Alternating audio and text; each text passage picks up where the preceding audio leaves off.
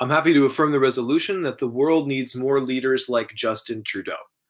There's not a specific word by word definition we need to have for this resolution. We'll be clarifying what we're talking about through 2 points of res analysis. The first is global comparison. The resolution is talking about what the world needs in comparison to Justin Trudeau. So it's not going to be effective for me to say Justin Trudeau is the perfect candidate and my opponent say, no, he's not perfect. He has these imperfections. We're talking about Justin Trudeau in comparison to the world. Does he illustrate exemplary leadership to them?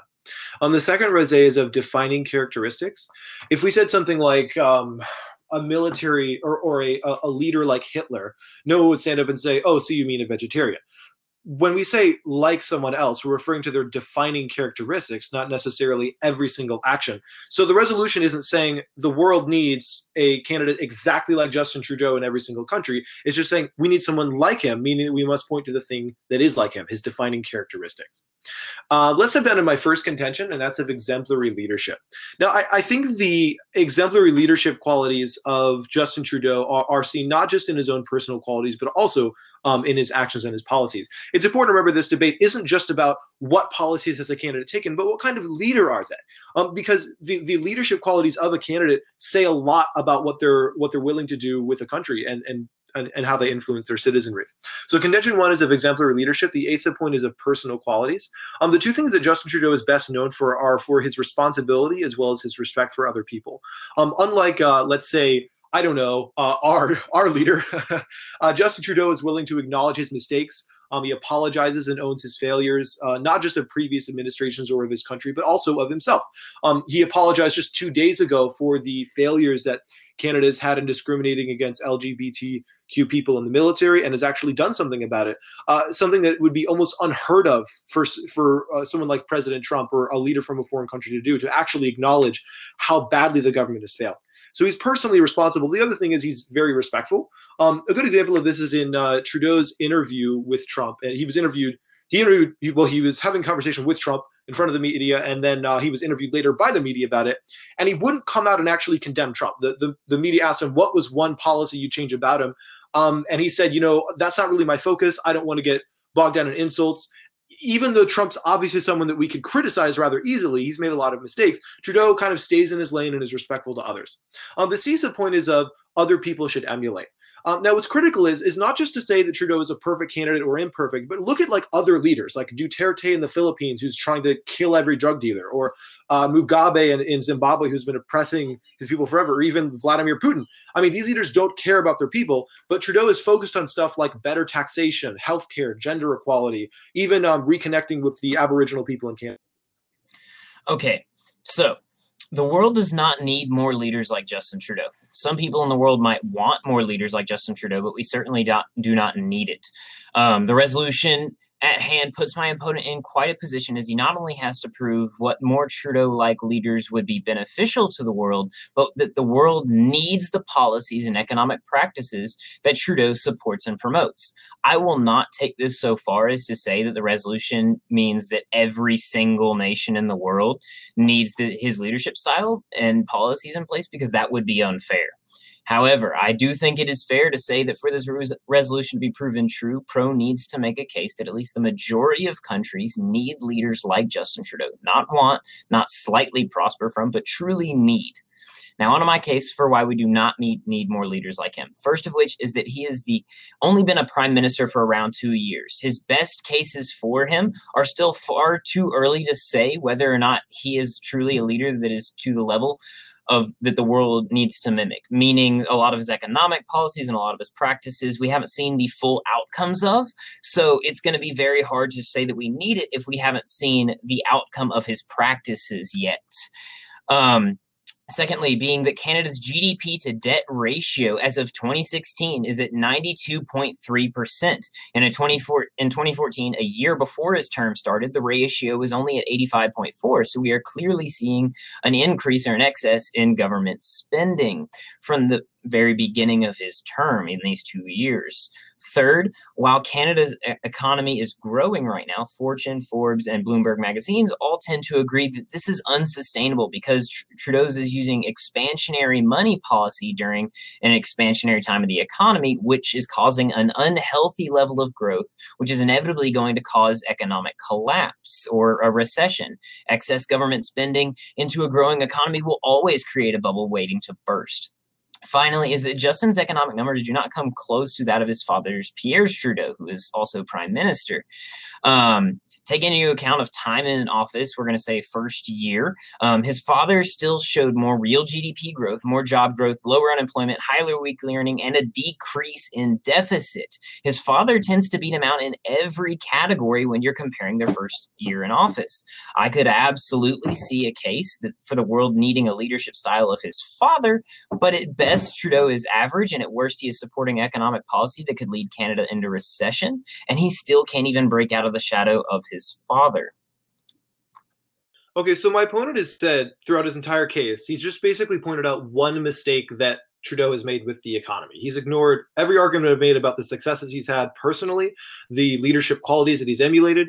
He's also ignored the bigger issues like focusing on taxation, as well as focusing on healthcare and gender equality, as well as his most recent apology that came even after we scheduled this debate about his apology for the gay purge that the military was basically affecting to kick all people that weren't, utterly heteronormative out of the military. My opponent has ignored all that and said, well, Trudeau's definitely not someone worth emulating because currently the GDP of Canada isn't doing amazing. I think this is really missing the larger issue. It's very easy to outweigh. Let's step down to his one argument about, he had a couple. The first thing he said is, well, need means they have to. That's fine. Yeah, the world doesn't have leaders as good. And my opponent never names like another leader in the world that's good besides his own dad. But I mean, seriously, look at another country. Can we find one year, yes, some European countries have good leaders. Let's take literally any country in Africa.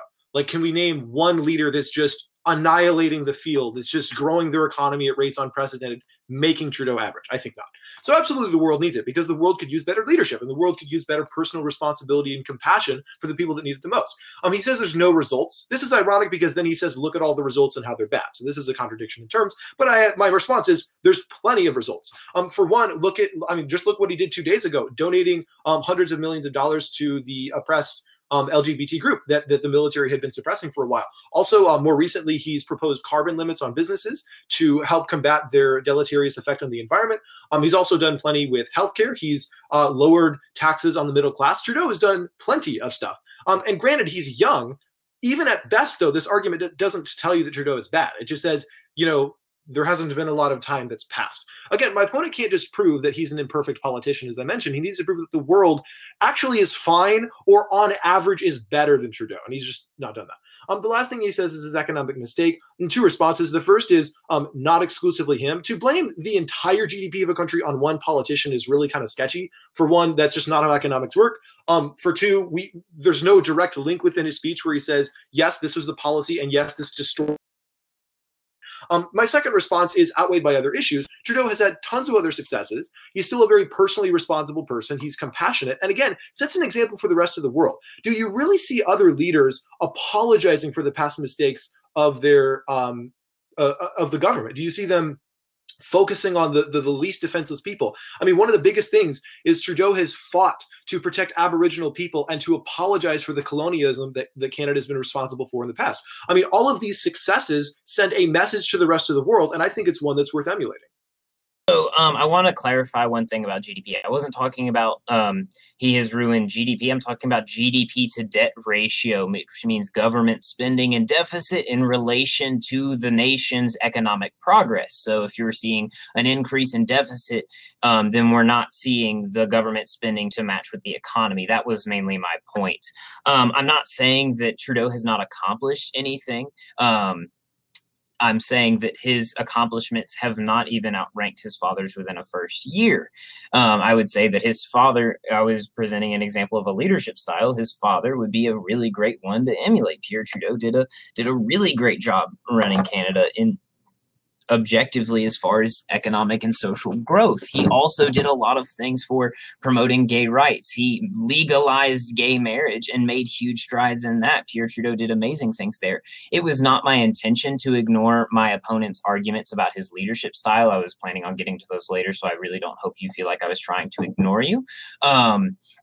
Now, I do want to get into some things about social and leadership. Yes, he apologizes a lot. That's great. Yes, he spends a lot of money for those things. I don't think apologies in and of their own are a huge merit unless they're followed by action. I think he has followed it up with some action with the LGBT. I will give him that. I'm not saying that my point in this argument is not to say that Trudeau is a bad leader, but the world might want it. The world might do a little bit better with him, but we don't need him. And so I'm going to lay out a little bit of case for that. One of my biggest beefs with Trudeau is you talk about good leadership and looking out for the little person. Well, he called Fidel Castro in his death a remarkable leader and almost hailed him and kind of made the world kind of look in question for him. I'm going to pull up the direct quote here for you. He said, Fidel Castro was a larger-than-life leader who served his people for almost half a century.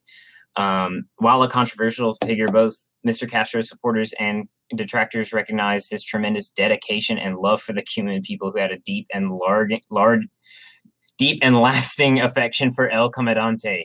He continued and added that Mr. Castro was a legendary revolutionary and orator whose death brought him deep sorrow. I wouldn't really call a tyrannical dictator someone whose death would bring me great sorrow. I vehemently disagree with him on that. On social and pushing LGBT rights, we see the pushing of Bill C-16, which does practically make it illegal to, quote, discriminate on the basis of gender or gender identity of expression, but we're already seeing it being abused as far as in the most recent case of Lindsay Shepard's case against her college. I'll get into that a little bit later. I'm excited to hear your rebuttal. Okay, so again, the overarching emphasis is none of the Khan is saying is actually refuting the resolution. He's saying, well, his dad was better. Or, well, there was that one time he made a remark that could have been interpreted as a tribute to Fidel Castro, a soulless leader. None of that actually disproves the resolution that he is generally a good leader and generally worth emulating. Again, as we said before, if we said a leader like Hitler, I wouldn't say, well, a leader like Hitler was actually a vegetarian, which is a pretty good dietary lifestyle. That's not an effective argument because we're not talking about his defining characteristics. No one thinks of Trudeau as, oh man, that guy, he just loved Fidel Castro, a defining characteristic of Trudeau. People think about the stuff that Trudeau has promised in his campaign and followed up on, like, for example, his care for the environment or his care for LGBTQ people. Again, these are arguments that my opponent isn't refuting. He's just kind of saying, well, let me just move on to another little blip I have with Justin Trudeau. None of these actually show that he's not worth emulating. Real quick, I want to address one other thing. He's saying, well, the world may want Justin Trudeau, but they don't actually need them. This isn't a coherent statement. To say that Justin Trudeau is loved by the world and appreciated for what he does, but somehow the world doesn't actually need them, it sounds almost like my opponent is pretending he's the universe's parent, like he knows better about what they need than the world themselves. It's a strange statement. It only makes sense if, you have some like runaway child who has some, fleeting, foolish desire for something, but that's not what's happening. We're simply saying that Trudeau is a worthy leader and he does well at that. And up until this point, my opponent isn't really arguing against that. Okay, so he says apologies don't really matter. My response is absolutely they do. They're a symbol of absolute leadership when you can indicate your own strengths and weaknesses. I mean, look at a leader like Trump right now who's unable to apologize like sincerely for promoting sexual assault. He's like, oh, well, it's just locker room talk. It doesn't really matter. We can't downplay apologies. Now, my opponent is trying to say, well, action matters more. Of course. And that's exactly what Trudeau has done. Read the rest of the article about how Trudeau actually donates hundreds of millions of people to oppress LGBTQ people. And he follows up on his apologies with actions, the same he's done with Aboriginal people. He doesn't just apologize for the colonialism, something that other leaders can't even get to the threshold of. He also follows that up with real world action. He doesn't just apologize that the world is rejecting refugees left and right and just treating them like the scum of the earth, like they don't matter. He's actually donating money and taking them into Canada at the same time. So Trudeau is following up on these things. These are trademark examples of a leader. The second thing on Castro is Castro is outweighed. This is not a defining characteristic. This is one slightly ambiguous comment made by Trudeau. and it's not really impactful for my opponent's side. Okay, the last thing is no comparison. My opponent isn't saying that the world is generally well off or is generally better than Trudeau. He's just finding tiny blips. But as we said before, the world generally does need this. Look at Putin, look at Duterte, look at leaders around the world. They should be acting in a more compassionate and kind way like Trudeau is. So we can't just look at the tyrannical dictators of the world and say that we need I'm going to go ahead and call Putin pretty terrible, but I think that we can't just look at those and say that they need to be a better style, and that is Trudeau. I think that, of course, they need to be a better style, but of course, there are also pretty great leaders in the world. If we're looking at just world leaders alone, you could look at people like Angela Merkel that's doing a good job, and other leaders of that. When I mentioned I want to address something that I didn't want to play the universe's father, I didn't mean that all people want Trudeau, but they don't need him. I know better. It's that there are some. I'm not going to deny that there are some people who like Trudeau, like his style. It's generally a young millennial base that likes his overall style of huge attacks on social issues. My main point is not that he fails in a social sphere or that he's a terrible leader in a social sphere. I have respect for him. And so I'm trying to be respectful of him in this. And I hope you understand that. But his economic policies, which ultimately will affect the world the most, economics affect the world the most. The fact that he is willing to practice huge expansionary spending in a expansionary period, which is leading to a bubble and is leading to collapse. And we're looking at a huge decline in Canada that a lot of the economists are really, really worried about. We haven't seen the outcome of that because he's only been in office for 2 years. We're seeing that, and I don't call that a little blip. We're seeing that he is practicing money policy and economic government spending that is going to be damaging to Canada. And we don't need to see that in the rest of the world. We don't need more economic recessions in the rest of the world. We need more free and open markets to allow for trade and commerce and not more government spending in those markets that's just going to mess up the economic cycles. Now, I guess you can call his comments about Fidel Castro questionable at best, but I think they are very heavily questionable. I think we have to call into question the character of a man who would call Fidel Castro remarkable in any way or be deeply sorrowed by his passing. I think that's a pretty big character issue. You have to have a certain type of character to agree with that. Now, I'm going to pass it over, and then I'm going to get into Bill C-16 and also the Islamophobia bills. I want to ask, do you actually think that Trudeau is a closet communist, and that's what his support for Fidel Castro meant? No. By all means, no. I don't think he's a closet communist. I just think that it is a raise into question of character of a man who would support a dictator. Economic policies aside, Fidel Castro was a dictator and killed his citizens and did many horrible atrocities. So to ignore that or to say anything else is just a little bit intellectually dishonest and calls it a question of character. One other quick question for you. Can you name me any other leader in Africa, of any African country, or even any Asian country that is significantly better than Trudeau? Okay, Africa, no, because Africa is kind of in shambles. Let me get back to you on the Asia one. I'm going to let you go on, and I'll find you something. Well, the fact that he has to Google this, I think, sends a very clear message that Trudeau is obviously setting some sort of bar for the rest of the world. My claim is not that every decision Trudeau has made will be perfect. And as I've continually argued, for my opponent to just find a way to find one issue with Trudeau and say,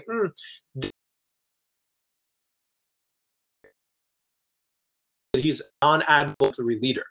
We see Trudeau doing stuff that actually is exemplary, that other countries aren't doing, like personal responsibility. When do you actually see a leader stand up and actually shed tears in front of, his entire nation and apologize for stuff they've done? I mean, you see other continents being run by leaders that are so hungry for power, they're willing to silence their opponents, to sanction the, I guess in some ways it's a conspiracy, but arguably, Putin has sanctioned certain executions of people that were willing to expose bad behavior. I mean, are we really going to look at the rest of the world and say, yeah, no, the average of the world is better than Trudeau? The average of the world is actually more responsible, is actually more compassionate, is actually more willing to make amends with the colonial past. I mean, it's not even a contest. So all my opponent has done is say his economic policies haven't been amazing. And I'm not going to say that they've been perfect. I feel like that it's reasonable to give economic policies some time. Part of Trudeau's spending increases come from his focus on healthcare. He's changed the tax policy in Canada, shifting from lowering taxes on the middle class to raising it on the upper 1%. He's favored progressive taxation. All of those kinds of changes aren't going to be immediate. So I'm not even willing to bite the bullet and say Trudeau is the worst economic ever and then just proceed with my other arguments. I don't even think that's fair. I think that we should give Trudeau some time because, time is limited. He hasn't had a lot of time to establish that. But with the stuff he has actually done, with the stuff that actually we can already see has meaning, like he's been very responsible and compassionate.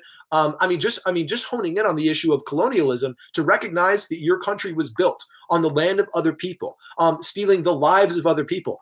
What can we honestly think of a great American leader in the past that's stood up and said, yes, what we did was truly horrific and has intentionally made amends to do that? No, like the United States has screwed Indians over at virtually every single chance that it could. Native Americans, excuse me. But you get the idea.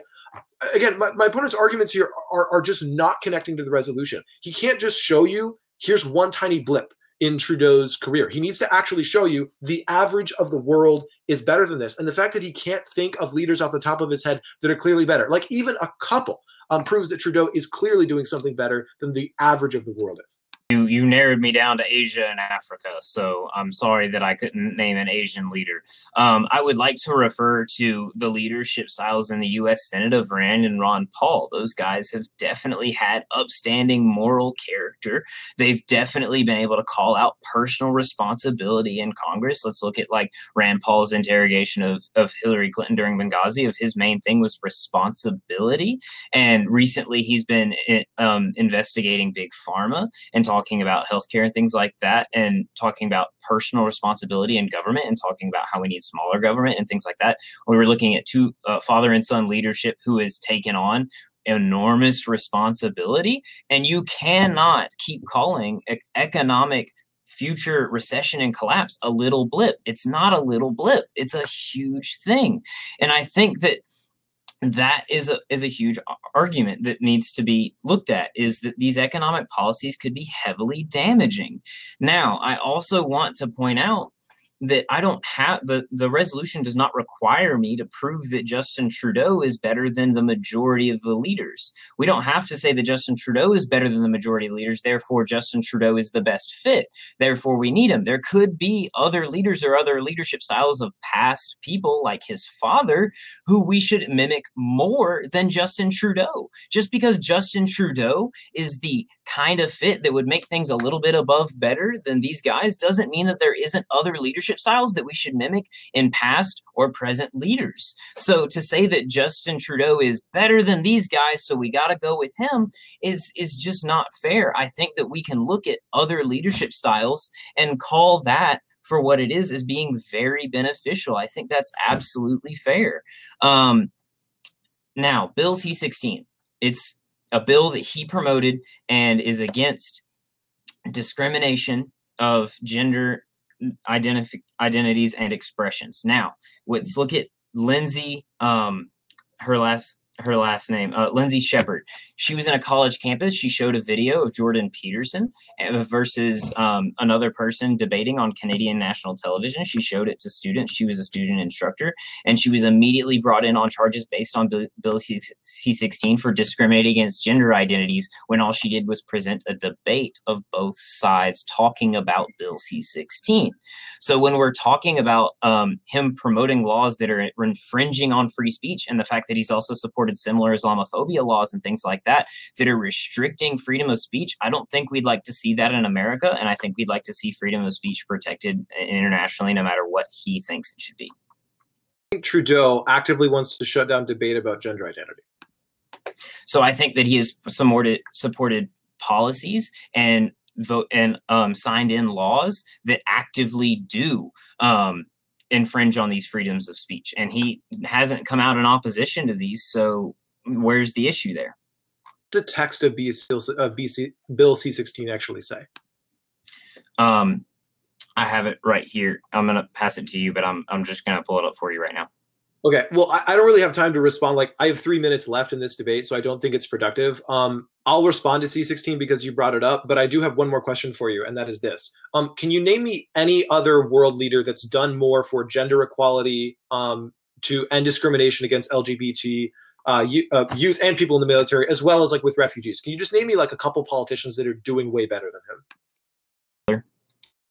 So only his father. Anyone else from around the world? Okay, so we can look at the steps that Obama has taken, and I personally don't necessarily agree with these steps that they took, but he made great strides in allowing LGBTs in military and trans in military and things like that Trump is trying to roll back, but Obama made great strides in that as well. But if Trudeau can't even break out of his father's shadow, then we have to look at his father as a better leadership style. If we see that his father in his first year progressed and got better economic and social development than Trudeau did, then maybe we should mimic his father's leadership style. That might be a better alternative for the world. Okay, let's summarize this debate. The first voting issue is don't vote on the economy for a couple reasons. First, you cannot claim exclusive responsibility out of one candidate for the way the GDP of a country is going. This is not how economics work. You cannot say, well, the entire economy is going to collapse and it's all Trudeau's fault. My opponent hasn't given you sufficient links or details as to why exactly Trudeau's policies are exclusively responsible for the recession. So we can't even get to the point where he can outweigh and say economy is everything, it matters more, because he hasn't pinned Trudeau as the only person responsible, and he's not. That's not how it works. He hasn't given you the details, and it's too late in the debate for him to pretend that. Okay, let's get back to the resolution. The resolution says that the world needs more leaders like Justin Trudeau. I am currently wearing a really nice cardigan from J.Crew. I could say I need more cardigans from J.Crew. What my opponent has done is say, well, there's this other brand, Dolce & Gabbana, that makes pure Italian cashmere cardigans, and those are also really nice. That doesn't disprove that I could use more cardigans from J.Crew. He's just simply saying, here's an additional example of something that is worth emulating. You can have multiple role models. You can have multiple emulations. There can be multiple things that are positive. I agree that a lot of Obama's social policies probably were worth emulating. A lot of his father's economic policies were probably worth emulating. But the critical job of the con is not to say, here's another example. It's to say that he is not worth emulating. And to simply say, well, there's one exception, one person that's better, doesn't disprove this at all. It doesn't even come remotely close. So the big voting issue is, first, the defining characteristics. The economy of Justin Trudeau, I'm not saying it doesn't matter, but my opponent has ignored every other thing that he's done and said, well, the economy is the only thing that we can ever talk about. When people know Justin Trudeau, they know him for his defining characteristics, what he's done for Aboriginal people, what he's done for LGBT individuals. I want to say in the Bill C-16, I mean, I'm familiar with this. I don't think Justin Trudeau supported shutting down the dialogue. He wanted to avoid others from harassing transgender individuals. But again, to quantify the entirety of his legacy on the way some legislators have interpreted this bill, I think is complete folly. The third voting issue is worth emulating. Again, the resolution is asking if generally he's better, not if there's ever been someone superior. As I said at the beginning, I'm not saying he's perfect. The truth is, my opponent can't name you with any consistency leaders in other countries that are clearly better. The world right now is suffering. We're not doing well. We're not doing well to end discrimination. We're not doing well on social issues. And Trudeau is clearly better than the average of the world in all of those areas. So my main point is, just because he is clearly better doesn't mean that we need more leaders like him. It means that we might need more leaders better than him. So if I go to you for your cardigan analogy, and you have that cardigan on and you're like, man, I need this cardigan to stay warm, but I'm like, hey, you're cold. Here's a better cardigan. You might want this cardigan because it's better in every single way. If there are leadership styles like that, then of course you're going to want to emulate those. I do not think we can ignore I agree that the economy is not the most important thing, but if we're talking about GDP to debt ratio, which is talking about government spending under his administration that has increased the deficit in relation to the economy's growth, and it's not matching up, that's a problem. If we're talking about other things like his expansionary monetary policy that he has supported, that is talking about pumping money into into the economy through forms of subsidies and a lot of things like that. I will have the links in the comments after the debate for the links that he's talking about. But if he's using those policies that are inevitably going to lead to a recession, then we cannot say that we need more of those policies. If we're going to say we need more leaders like Justin Trudeau, we have to look at the whole, and we cannot ignore the economy. Social issues are important, but there are plenty of other leaders that are making social strides, and I've shown several, but they don't have to be currently living or in power to say that we need more leaders like that. I can say that, like, wartime, we might need some, like, one could say, like, we would like some Winston Churchill style wartime leadership. That would be helpful, but that doesn't mean like there are Winston Churchills everywhere. So I really do think that we can make a case for past leadership or present leadership that is better than him. And yes, the world might need that. They could use Trudeau, but if there is better, then the world needs better. I don't think that what the world needs, we have to settle for Trudeau when there are leadership styles, economic policies, and other things like that that are just inherently better than his policies. He's conceded the initial raison that we're talking about comparison to the world. Trudeau is an improvement, and therefore he's worth having.